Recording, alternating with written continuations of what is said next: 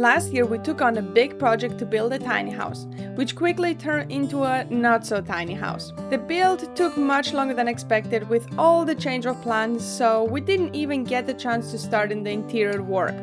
In fact, we barely finished closing it up before the snow arrived. After sitting unfinished through an entire Latvian winter and the start of summer with temperatures ranging from -35 to +40 degrees, it's finally time to see how the siding, the foundation and the interior survived and whether any rodents managed to move in and cause damage. And in case you're new here, there's gonna be a link to the playlist from the whole tiny house build in case you wanna catch up on that before starting on with season 2, the interior of the tiny house. But first, let's see how it survived.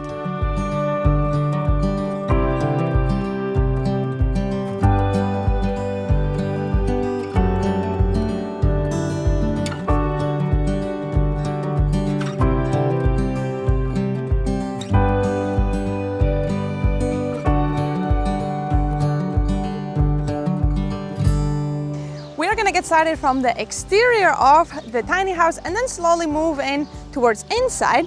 As you can see, the siding is still on. It has darkened in color, I feel. The color did settle down a bit and I'm starting to like the combo of brown and orange. It kind of gives this Twix Mars look that I'm starting to kind of like, but there's a little problem or two with the siding, and that is that the wood that we bought was cut in spring. It dried out throughout the summer, but our summer was quite wet and we had it stacked not in the best location. As you remember, they did not look the best, so they were quite moist when we did attach them on, and that caused them to shrink. Also, the very harsh and cold winter sucked out the moisture, so they shrinked, I think, by 1 to 2 centimeters, and you can see that on the bottom. The paint that we painted does not go all the way. Ideally, we would like to have painted the planks all the way through and then attach them, but we did not have that time. We barely even made it to cover the whole house before winter, so we either have to live with that look or we just gotta go over it and paint it. Plus, another thing is that since the wood was not so dry, some of the planks on the very top did bend and some of them lifted up, but that is not a big problem. It just looks a bit crooked and a bit flimsy, but we can go over it and screw them on. I don't think that's going to be a problem. And another thing, invest in high quality paint or do not overmix it with water like we did. And as you can see on the bottom of the window sills, the paint fell off. I don't know if that is because the snow was sitting too much on it or what was the problem, but they are peeled off, I think, mostly on all the window sills. It could have been also that we overmixed it, as I said, with water. We did went to the hardware store and she said, you should not do that. We should have brought the paint back since it might have been a bad batch of paint. So yeah, rather than that, I think it looks pretty good. No further damage. And with that said, let's now go to David and he's gonna talk about the one thing that everyone was concerned about. So the foundations, this was the biggest concern and I was keeping a keen eye on it all winter. Just keep checking the lines, seeing if everything is straight. And turns out this harsh winter that did lift a lot of things out of places did not lift these foundations. So we have done a good job. Hopefully we'll see over time in the years to come if it gets anything lifted out, but I think this was one of the worst winters because a lot of things in the barn, goat house even has cracked walls, a lot of foundations got lifted up, a lot of floors got shaken up. So if this didn't move in this harsh of a winter, then it should be fine for long term. And I already been underneath and gone through it and reattached this OSB that we put with the bitumen on it, because a lot of it was flopped down because badly attached or pretty much not attached in most places. So went through it, crawled through. Actually the crawling under is kind of easy and nice. I did like that option that I was able to crawl under, so doing that kind of a height is beneficial in a way, but it is a bit too high in my opinion. It could be nice low on the floor as well, or proper big foundation would have also made it look a bit better, but I think it's done pretty good job, and underneath there was no damage and no issues and everything stayed nice and straight. So let's move on to the next thing. So at the entrance of the house, everything feels pretty good.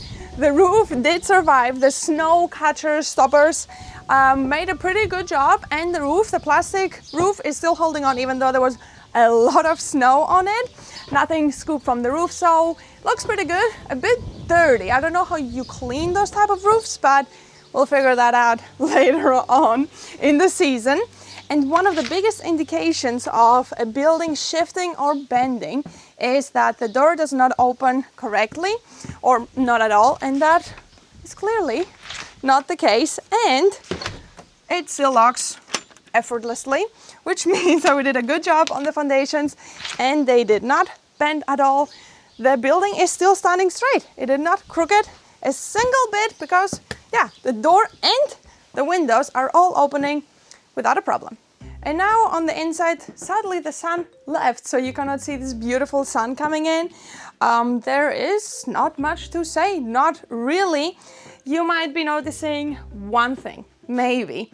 We have a crack on the window, but it is not because of our work or the season.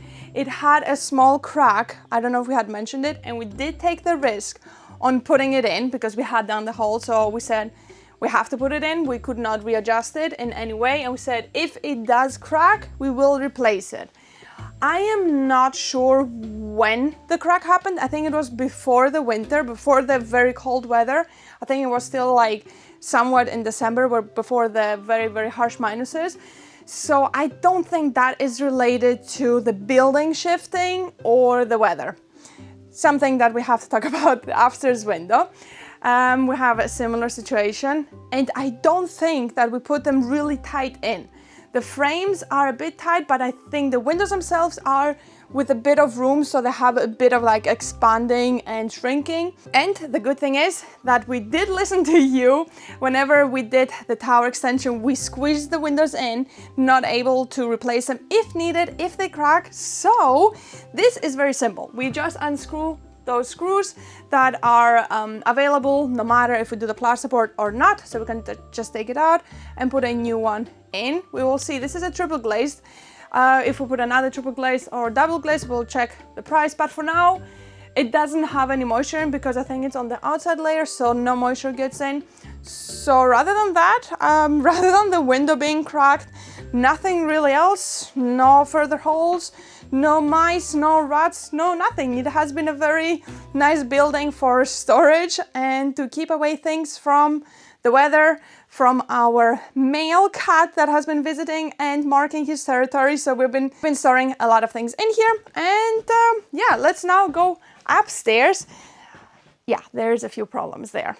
So before we head upstairs and see the big damage that is caused, we want to talk about today's sponsor, which is A-Frame. As you remember, we ended the season of the tiny house with their video as well, and they want to sponsor the series again. And as you remember, we also visited their nicely built A-Frame house, and we got to stay in there for a few days, and that was an experience. There's going to be a few more exciting trips like that as well, but if you want to check out a nice high quality A-Frame houses, so they have many options all the way from a small sauna, a cabin, or a full-time tiny house, so you can choose what fits best for you. And the best thing is that you can either get a full kit shipped to your house or choose plans that will include step-by-step guides, material list, cut list, AutoCAD files, and even 3D SketchUp models. And they have a great deal going on, so if you want to check out in the link in the description, they have the DIY Ultimate Pack, which includes all the plans, all the kits, everything you need to learn to build your own house. Either you want to get prepared for your house, or you actually want to learn how to do it yourself. So if you're interested in building your own house and starting your own project, check out the link in the description. And thanks again for A-Frame for making this video possible. So let's now head upstairs and see exactly what damage was caused. So upstairs we do have some issues, and the biggest issue is regarding the birds. The birds actually somehow either they got in here or they got through the roof and caused damage again. Because here it is pretty bad. There's literal pieces of things, so I'm pretty sure they were trying to make a nest out of it. And this is all ripped here, and I think one more other place was the same thing. So we got to repair that from inside. So there is probably some sort of holes that we forgot about and they got in through. Other than that, that hole I think is the biggest damage they did. They have done some small holes like there and some small holes around, and then there's markings of kind of brownish liquid, so I assume that is mouse is getting in on the roof as well. and climbing around and, you know, peeing. So I think that is also something we probably left, because the slope of the roof underneath where the roof connects of the wood, we didn't close that up with any netting because it was kind of like the waves, so you need wavy netting. So we didn't do that, and that's something we can go back and add in the future. It's just you need that ventilation there, so we kind of left it as it is. But other than that, upstairs looks good, nothing went crooked. Roof, of course, we built really strong and sturdy, so nothing moved. And the biggest thing also that happened, and that was recently with the heat, is this window. So with the heat, I guess everything expanded a bit more. And this window, as you can tell, pretty much is squeezed in. It barely fit. So I assume that the wood expanded to the point where it just cracked the window. And this is sad because this is triple glazed windows, but we did make it pretty easy to replace. So the next window we'll just order a tiny bit smaller, like a few millimeters, like 5 millimeters smaller, so it has a bit of breathing room. So we don't need to swap out the frame, we can just swap out the glass. So that's the good thing about these frames. But other than that, everything works good. The windows open and close, and as Despina said, that's the biggest indication that the house has shifted, because the windows would also move. If like these top parts would shift as well, the window wouldn't open. This big window didn't crack at all. A lot of good things. So we are ready for the season and ready to close it up. This was a good test. Instead of doing it last year, it was a good test just to leave the building kind of like a shell and give it a test of its structural integrity and how it survives the winter, big winds, big storms, big snow amount. Everything looks like it survived fine. The house is holding on really strong, and I think we built it very nicely. So we are definitely ready to close it up and have it as a livable building. So yeah, I think it's pretty good. Okay, well that's something we forgot to mention, and we just saw there's wasp's nest. Yeah. How did they make a hole? They bit it. Wow. Well, that's crazy. But we didn't see. Easiest solution, just stick a tape in front so they can come out and press them against the roof. That sounds cruel, but It's yellow jackets. why does everyone want to make a house in our house? That's one of the worst ones. They're yellow jackets. They're not bees yet. I think No, I that's yellow captured jackets. it. They're flying. And What they're is quite that? aggressive as well, so be careful. As we came downstairs, the sun came out, and now you can see how nice the sun is shining in. It does look a bit dark in here, but I think it is because of the walls not being white. Once we put the white walls, plasterboard, and of course the ceiling does reflect nothing because it's really dark. So I think once we make it all nice and bright, it's gonna be quite of a nice cozy place. I do like the table in the middle, and as you saw upstairs, we also had the bed, so it gives you a bit of an idea of how it's gonna be. And we have bought already a few things for the bathroom, for the tiny house, and have collected a few other things. So yeah, I think we're pretty excited to get started finally with this project. So yeah, let's now go back outside and end this video. Well, that was quite of a quick explanation, since not really anything besides the siding and 2 cracked windows went wrong through this winter and heat, which is a really good job of us. Yeah. For the first time building a full house. I know we keep calling it a tiny house. I mean, it's not still big. tiny. 50 square meters is not the biggest. It's a small house. Small little housey. But it's a much bigger project than we have ever taken on. Yes. So we have to be kind of proud and also scared of it at the same time. Yeah, and we have a few changes on the inside actually. We did buy a few things, but we have some other changes. Some updated plans. Updated plans and changes and everything. So I hope you enjoyed this video. Let us know also in the comments down below if we missed something, if you think that we didn't mention something that we forgot, and we'll be answering it in one of the upcoming videos or in a short. Thanks again, A-Frame, for sponsoring today's video. Yes. And I hope you also enjoyed our build. And if you want to check out their builds, they're a bit more higher quality and professional. The link is going to be in the description, and we are going to see you in the next one. Yeah. When we actually get started and start building it again. I was thinking, now that you said A-Frame, we have the sponsor of the A-Frame, and ours is like a, what frame is that, like? Box frame? Box frame. Box frame. Shoebox frame. Shoebox frame. I keep calling it a shoebox. High heels, kind of. It's kind of a really tall shoebox. Yeah. Okay. But well, that is pretty much it. I hope you enjoyed, and we're gonna see. I hope you're excited for everything that's coming up, because we are hyped up. There's This nothing. is gonna be a good series. I think Yes. the inside is gonna look gorgeous. Let's get it going. Hope you enjoyed. Gonna see you in the next one. Bye bye. I don't know where I'm going.